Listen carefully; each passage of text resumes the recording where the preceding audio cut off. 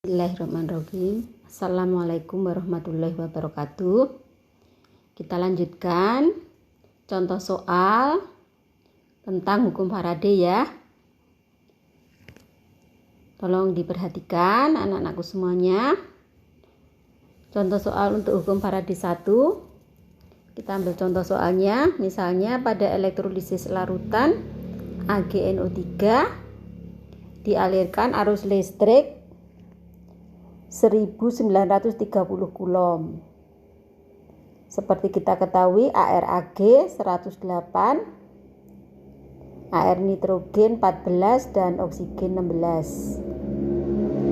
Pertanyaannya, berapa gram jumlah endapan yang terbentuk di katoda? Ya. Pertama, jelas ini menggunakan hukum Faraday 1. Karena apa? Itu hanya satu sel, yaitu pada proses elektrolisis AgNO3. Nah, seperti kemarin bahwa hukum Faraday 1 menyatakan jumlah zat yang dihasilkan di elektroda berbanding lurus dengan jumlah arus listrik yang melalui proses elektrolisis ya. Kemarin kita punya rumus W sama dengan E kali F di Faraday ya, atau sama dengan E I kali T per 96500 ya. Kamu untuk mengetahui berapa yang mengendap pada proses elektrolisis, mestinya kamu harus juga bisa menuliskan reaksi di kedua elektroda pada proses elektrolisis tersebut, yaitu di katoda maupun di anoda. Kamu tahu di katoda pada proses elektrolisis itu elektroda negatif ya, dimana nanti pada AgNO3 ya, larutan AgNO3 Ag plus NO3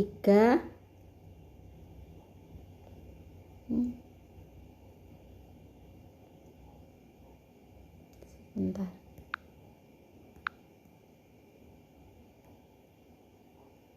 Ag plus sebentar NO3 min gitu ya. Jadi ion Ag ini nanti kan menuju ke elektroda negatif katoda, di mana di katoda itu akan mengalami reaksi reduksi, menangkap elektron. Ini muatannya negatif positif 1 toh, berarti menangkap 1 elektron akan mengendap. Ya. Terus di anoda elektroda positif ya, elektroda positif. NO3 itu akan menuju ke elektroda positif. Nah, tapi di sini enggak bereaksi. Ya, yang bereaksi dalam larutan ada air ya, H2O. Ya, yang bereaksi NO3 enggak bereaksi ya. Karena apa? Ya berarti NO-nya ini lebih besar. Padahal kan di anoda yang mengalami reaksi yang NO-nya lebih kecil. Ya air ya. Di situ kan ada, dalam larutan kan ada airnya. H2O, maka nanti mengalami reaksi oksidasi ya, melepas elektron.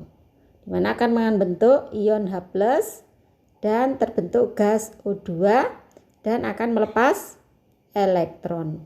Ya, elektron. Ya kita setarakan. Nya 2 berarti sini 2. O-nya di sini 2 kayaknya. Berarti ini 2 ya. Berarti ini bukan 2. Berapa? 2 tambah 2 kali 2 4 ya. Ya.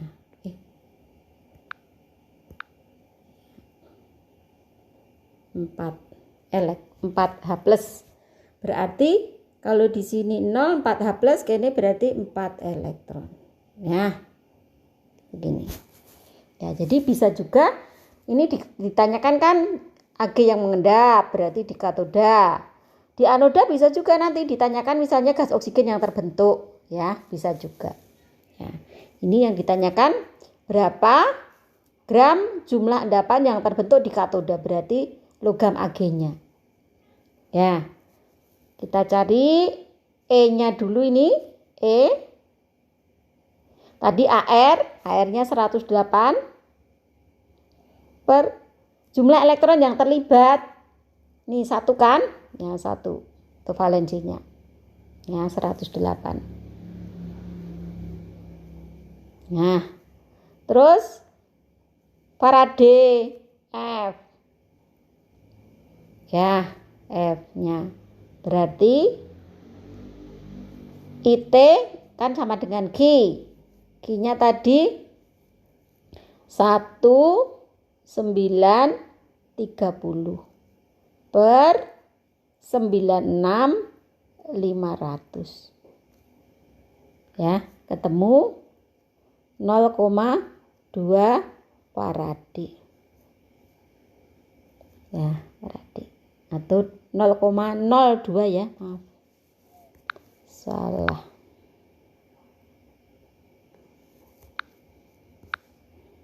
0,02 Faraday atau 0,02 mol. Ya.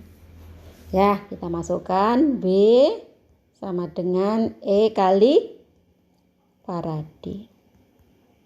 108 kali 0,02. 2,16 gram. Ya, itu contoh soal hukum Faraday 1. Kita lanjutkan contoh soal hukum Faraday 2. Ya.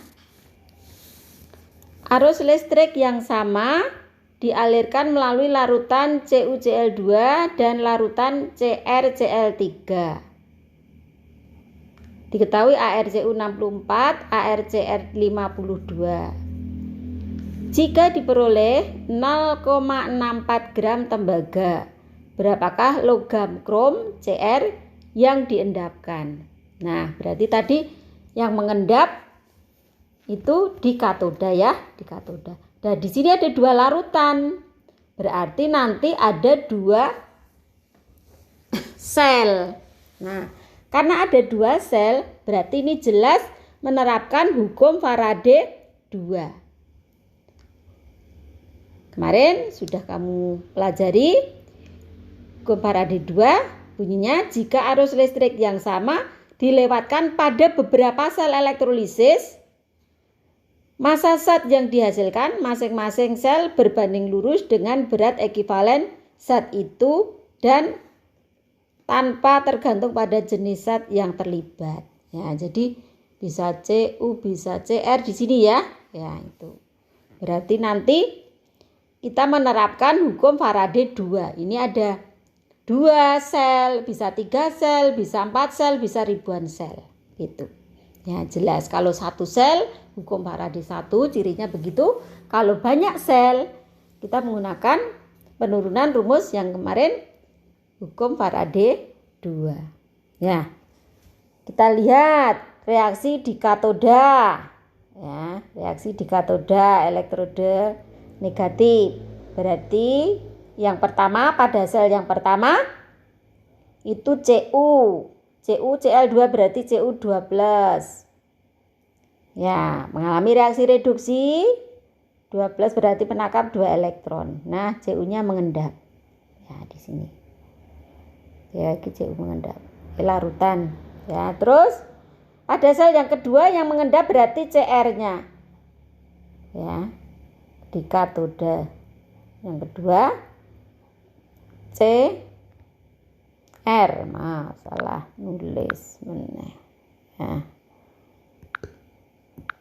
Nah, Cr Cl3 Cl negatif 1 kan berarti Cr positif 3 plus mengalami reduksi, menangkap elektron, 3 elektron, mengendap.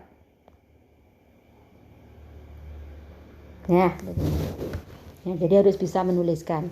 Maka nanti Cu sama Cr di kedua elektrode ya, pada sel pertama dan sel kedua itu sebanding. Berarti W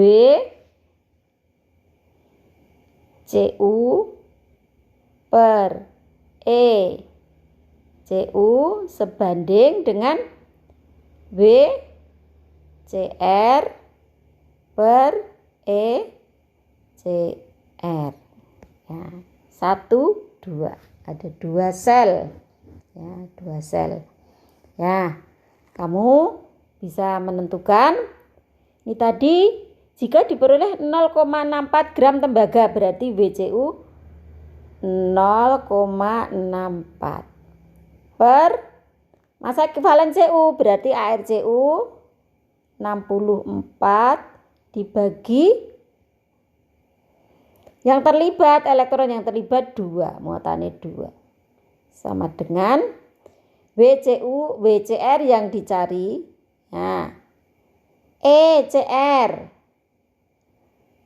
ARE 52 per elektron yang terlibat 3. Itu ya. Ya. Jadi 0,64 per 32 sama dengan WCR per 52 bagi 3, 14 ya. 14. Ya, berarti WCR-nya ketemu 0,35 gram. Begitu. Ya, cukup mudah kan? Ya. Berikutnya nanti kamu kerjakan soal-soalnya di kuis. Itu saja. Kurang lebihnya. Kalau ada pertanyaan silahkan ditulis di forum. Gitu. Bisa dimengerti? Alhamdulillah. Kita cukupkan sekian contoh soalnya.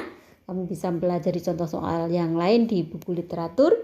Dan juga nanti kamu kerjakan soal-soal di kuis ya. Di kuis. Latihan soal di kuis. Ya, itu saja dulu. Wassalamualaikum warahmatullahi wabarakatuh.